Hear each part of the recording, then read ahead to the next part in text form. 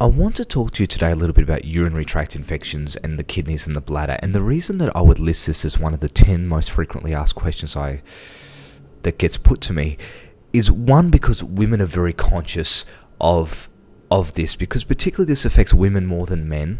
And part of that is the urethra, which is the tube from the genitals to the bladder, is much shorter in women. That's because they don't have a penis, basically. They don't have an extra few inches of something coming out of their body.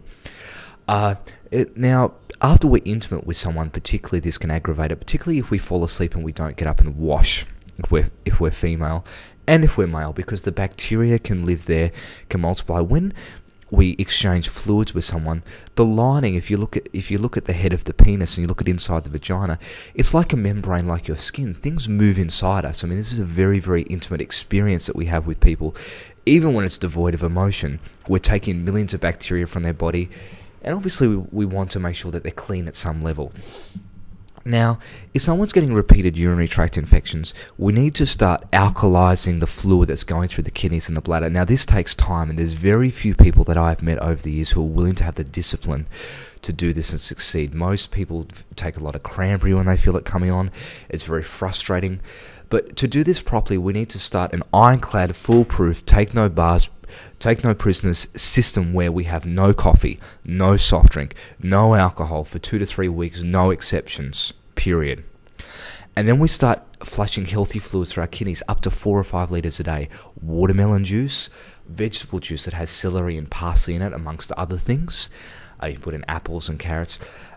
Eating a lot of parsley, taking a kidney supplement that's got herbs like uva ursi, dandelion. A lot of people ask me, Will, I don't know much about herbs. Tell me what's good. I'll write them down. And most of the time, the formulas in the health shop are reasonably trustworthy. Look for something that says a kidney product, but look less for what's inside it, for what herbs they are, and begin to be intelligent by looking at quantities. And this is where most people go wrong. I see a lot of naturopaths come in, they say, I like these products, boy, they've got a lot of herbs, and that's a good herb and that's a good herb, but they haven't learned how to look at amounts, because you can get one capsule that can have maybe 8 to 10 grams of total herbs, and another can have 2.